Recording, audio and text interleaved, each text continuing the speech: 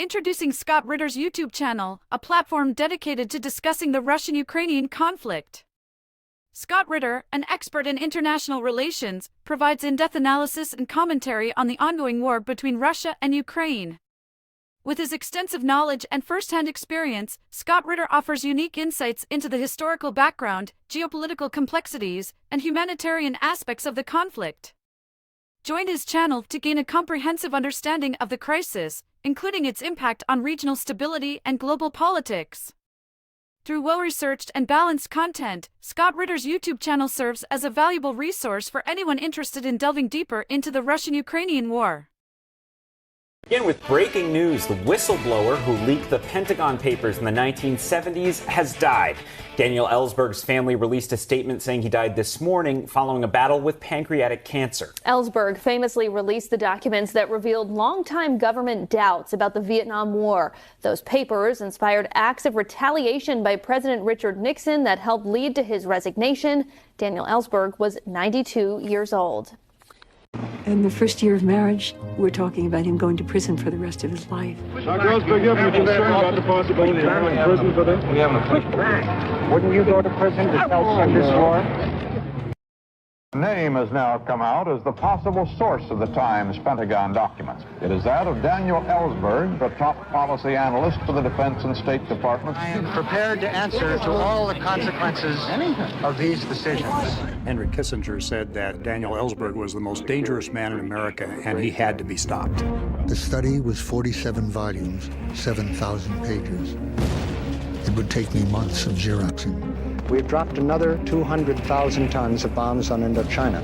That's 10 Hiroshimas, one Hiroshima a week. What has remained significant about the release of the Pentagon Papers is the decision by a public official to give priority to conscience as compared to career.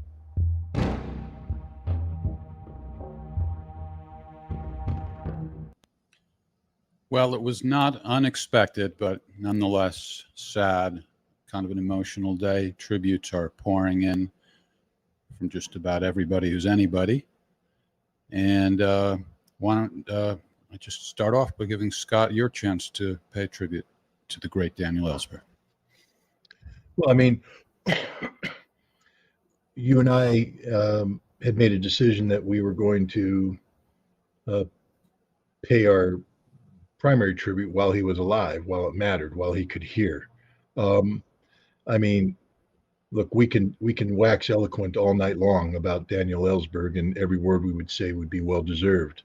But I'm proudest of the fact that I wrote what I wrote and we said what we said when Daniel could hear it, because Daniel was a friend. You know, you and I both have met Daniel, interacted with Daniel. We continued to communicate with Daniel. Daniel was extremely supportive of my family while I was incarcerated. Daniel remained a friend afterwards, a loyal friend. We collaborated on projects together. And his, as you said, we knew this was happening. We knew this was going to come. We've mourned his loss. You know, the loss of Daniel Ellsberg is, you know, it's something that can't be replaced. You know, there's an old saying about, you know, what your value is. And some people compare, you know, I always tell people, stick your hand in a bucket of water, remove the hand, and tell me how big of a hole you leave.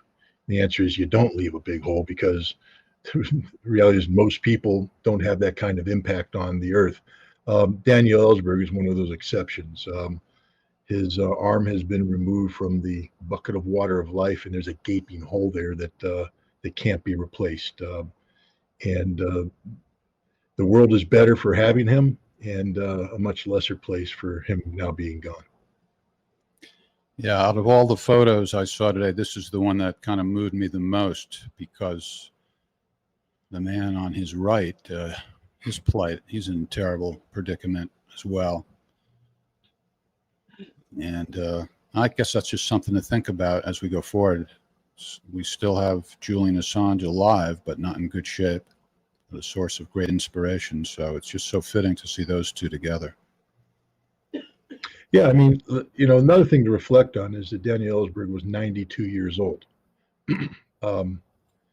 it's never good to have somebody pass.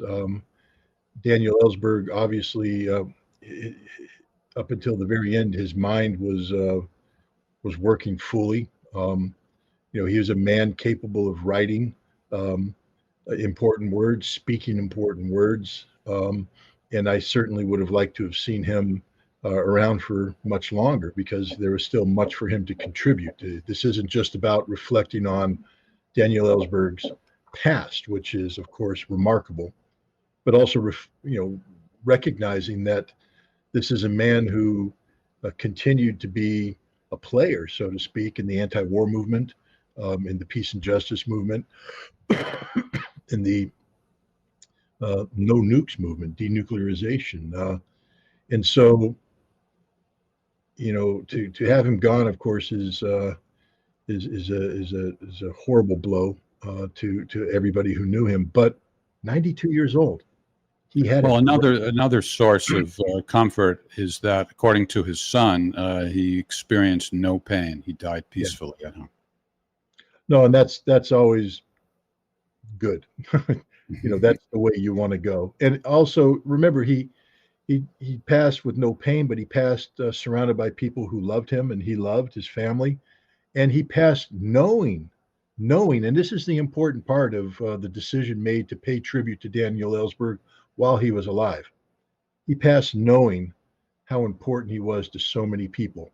His heart had to be filled with the peace and understanding that comes with the recognition that your life mattered. I mean, this isn't a debate. He didn't die wondering if his life mattered. He died knowing his life mattered to so many people. So if there was a perfect way to go, and there never is, this is as close to it as get, and that's befitting Daniel Ellsberg. He deserved to go this way.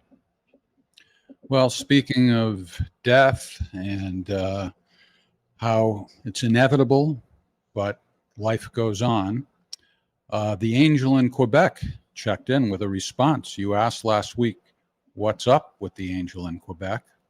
And we have a video response from him.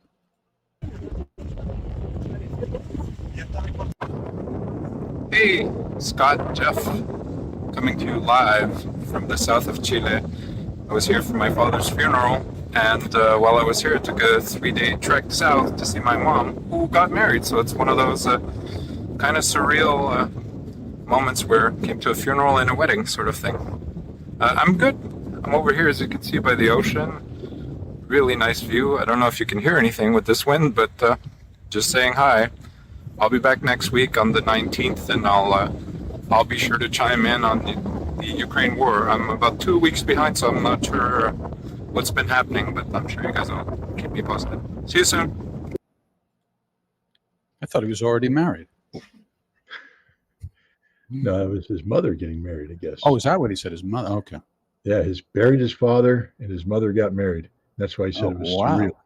Wow. So, okay. Yeah, 2 more weddings he has a movie script. I think there may be a story behind that. We'll have to check in. That's a whole different story. Yeah. No, I'm glad he's doing well. I was just concerned because he normally makes his presence known, and he had been absent for some time. So I'm glad he's doing well. I'm sorry for his personal loss, but it's the circle of life. Indeed. All right, this is the loquacious version of Ask the Inspector. Hello to everybody around the globe. Hello, Sergey. Thank you for the donation. We appreciate your support on a very ongoing basis. Thank you so much. And let's get to the questions from our beloved audience, starting with Matthew Dillon in Amarillo, Texas. That's a Spanish word, but it's pronounced Amarillo. Go figure. The counteroffensive for Ukraine is catastrophic. Zelensky knows the West will abandon them soon if he surrenders, so he keeps sending untrained, young and old, unwilling Ukrainians to die. Can Russia take Kiev to put an end sooner, or not yet? Kiev is a very large city with a significant population. In fact, the population of that city far outnumbers the total strength of the Russian army. And I think we need to understand that, I mean, one only needs to reflect on how deadly the fighting for Bakhmut was, a small town that ended up becoming the center of attention for both Russia and Ukraine. The urban fighting there was horrific, and the casualties suffered by both sides were extraordinary. So the idea of taking Kiev, I don't imagine that Kiev wants to be taken at this point in time. So it would be a fight that would suck the life out of the Russian army. And right now, the Russian strategy is to avoid situations like that. They're not looking for situations where they will, potentially have horrific casualties inflicted on their forces. They're in the business of killing Ukrainians, and right now, business is good. Tragically, it was good in Bakhmut. Upwards of 70,000 Ukrainians were killed there. And it's good right now in Zaporizhia and the other areas where the Ukrainians are carrying out their counteroffensive. Putin has basically said that the casualty ratio is 10-1.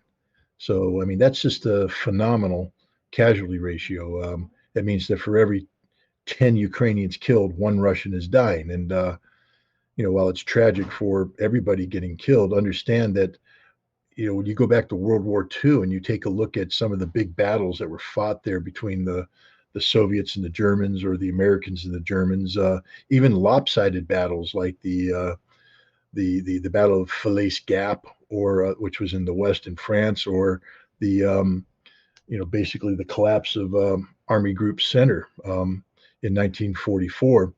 The casualty ratios were roughly 1.3 Germans for every 1 Soviet. And this is while the Soviets are winning, or the same thing, American Germans. So even the big victories in World War II, the casualty ratios weren't as lopsided as 10-1, which should be telling you something about what's going on the front line. This isn't just a defeat. This is a massacre. This is slaughter. This is murder. And who's responsible for this? Anybody affiliated with compelling the Ukrainians to do this, for breathing false hope into them. General Mark Miley, the chairman of the Joint Chiefs of Staff, has come out and talked about and bragged about how we being the United States and our partners have trained these Ukrainian soldiers and equipped these Ukrainian soldiers to carry out this task. But the fact is, what we're asking them to do is something they cannot do. Why do I know that? Because I know what it takes to train a combined arms force to carry out this kind of operation. You wouldn't get a Marine unit involved in this unless the average Marine, look, it's 13 weeks of basic training, followed by another 12 weeks of advanced individual training. Then they transition to their unit, where they're going to spend some time, usually about 6 months, getting used to the unit, learning their squad members, learning how to work together. And then they're going to spend 6 months additional training before they're considered operationally ready for any assignment they're giving. So we're talking, a minimum of 1.5 years, 2 years before you could consider putting American forces in harm's way, in order to be trained on the equipment and be knowledgeable of the tactics and operations. And remember, that's not the real factor, because the battalions that these Marines are joining have within them veteran Marines that have been there for 5 years, 10 years, 15 years, 20 years, Marines who know the ropes. And they still need to be trained for 6 months prior to going in, because they have to refresh their knowledge. If General Miley took soldiers with a minimum of training, let's just call it 21 days of training, and then we throw them into a unit that's just forming up together, no veterans, they're all rookies, all inexperienced people, and then we take them to Germany, where we rush them through a month of training to get familiar with equipment they've never operated before, highly complicated equipment like the Leopard tank, the M2 Bradley, things of this nature that we normally take months to train an American counterpart. We're now rushing them through this training, and then we're throwing in for 1 month of conceptual training for combined arms operations. We get them in the field and let them do a couple fire maneuver things, very basic stuff. Most of their stuff's done on the computer, a German computer called Cora, where they war game things. And the war game's only as good as the data you put in. And apparently the data they put in had all the Russians running away at the first sound of fire, having no artillery supremacy, and had the minefields being breached all the time, and everything worked perfectly. And then we take them and we throw them into combat.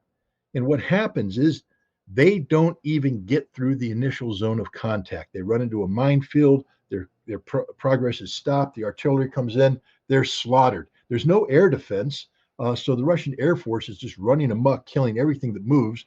There's no effective counter-battery fire because the Russians are using counter-battery fire on them, so the Russians are basically just slaughtering everybody with artillery fire. It's murder. And if Miley did this with American forces, Congress would hold an inquiry. Miley would be found guilty of criminal negligence, and a criminal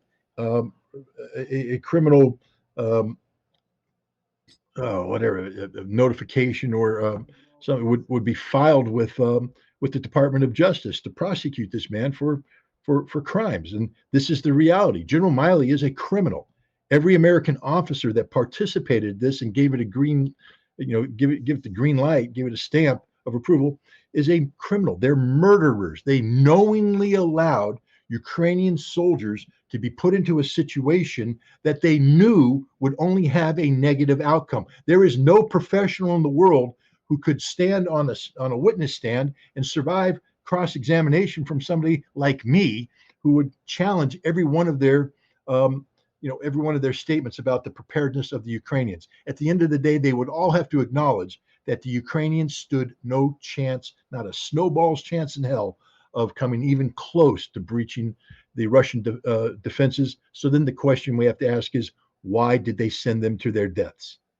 And that, again, that's another disturbing question, because if you know they can't win, why are we doing this? What is the purpose of this? And simply the purpose is to kill as many Russians as possible, to ratchet up the pain factor in Russia as high as possible so that the Russians quit. I just came back from Russia, and I'm going to tell you right now, they don't even know how to spell the word quit. They're not considering quit. This nation is more unified than you could possibly imagine around not just the notion of victory, but the necessity of victory. This is an existential struggle for the survival of Russia, and the Russian people know that, and they aren't going to allow anything to happen that breaks this. This is the people that suffered 27 million casualties dead in World War II. I don't think there's anything NATO can do that will break their will to survive. And that's what we're talking about, an existential struggle of survival. And if that's the case, and again, we know this is not an unknown. It's not like, the Pentagon, the CIA, the State Department don't have people capable of making the same assessments I'm doing. So it is a deliberate, package of lies that they're telling themselves and telling their government officials to, promote a policy of regime change in Russia, because that's what this is all about, getting Putin out of power. That's the only thing they care about. And they're willing to sacrifice hundreds of thousands of lives and inconvenience and displace tens of millions of people for what is in effect a politicized pipe dream, because it's never going to happen. All right, still getting a lot of reaction from your latest Substack post, Finally the Bull Charged. And we have a voicemail message, actually, from Ann Applebottom. Hi, Scott. It's Ann Applebottom here. Ann Applebottom. Ann Applebottom. I'm a huge fan of the show. Do you know that I've authored many books and even won a Pulitzer Prize? How many Pulitzer Prizes have you won, Scott? I'd love to share my odious ideology with you. Call me, Ann Applebottom. All right, so I'm sure that was a that wasn't the Jeff. Did you put that up, or did that come in on its own? That came in, and there was some music in there. But whoever made that, good work. I had to take the music out there because we have copyright issues. Oh, too bad. No. Theo from Europe. Don't be too specific, Theo. If Ukrainian forces take your advice and switch to a defensive stance, enticing the Russians to attack instead, would you expect the conflict to extend into 2024 or longer? I think the conflict would have a greater potential of being extended into 2024. But again, understand that when I talk about switching to a defensive stance, it's still maneuver warfare. It's a war of maneuver that requires a certain level of expertise to pull off. It requires knowledge of combined arms. It requires, let's take a look at the kind of operations I'm talking about. Historical examples. When the Germans lost the Battle of Stalingrad, they suffered tremendous casualties. The 6th Army and large parts of the 4th Tank Army were taken out. All of the Italians were gone. The Hungarians are gone. The Romanians gone. Giant hole in the line, and here come pouring the Soviets. They're pushing their way in. What the Germans did with von Manstein is carried out a wonderful example of mobile defense, pulling back, sucking the Russians in, well-timed counterattacks. Basically, they slice in, cut off Russian forces, kill them, pull back, hit more logistics, pull back, maneuver. And it was masterful. And at the end, they were able to stabilize the front and bring the Russian offensive to a halt. Now,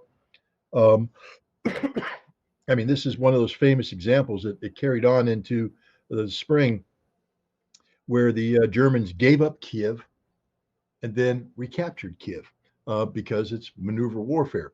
The Ukrainians will never be able to do this, ever, because they're just not trained to do it. They don't have the level of expertise that the Germans have. They don't have the generalship that the Germans have. They don't have the German general staff. They don't have German staffs, period.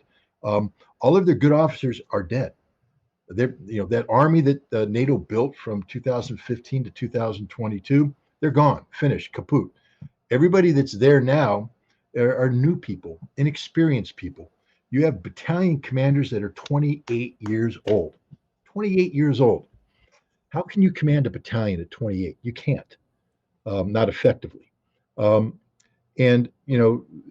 NCOs. It takes the United States a decade to train a good NCO, a decade.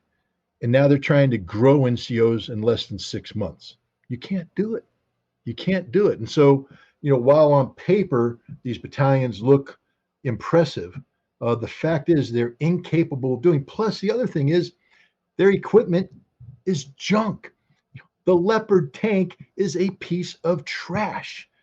Not because it was designed to be a piece of trash, but these guys aren't getting the new stuff off of the, fresh off the assembly line.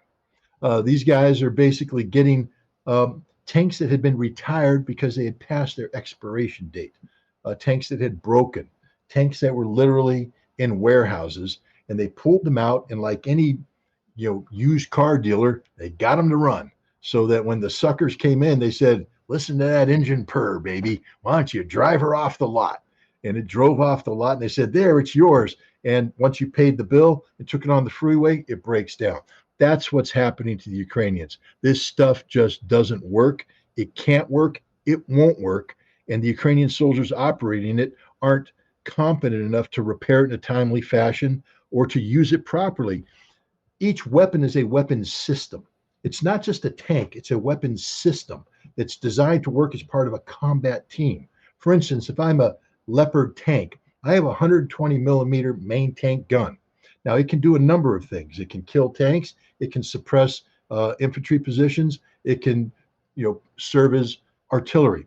4,000 meter range. So I bring that tank. Now, if I bring that tank in by itself, it's going to die because people are going to outflank it, et cetera. So now you operate with other tanks. They provide covering, but then you need infantry down there too. You need dismounted infantry to keep hunter-killer teams coming in. You have mounted infantry on M1 Bradleys that use their 25 millimeter chain gun, again, to suppress infantry. They use their tow missiles to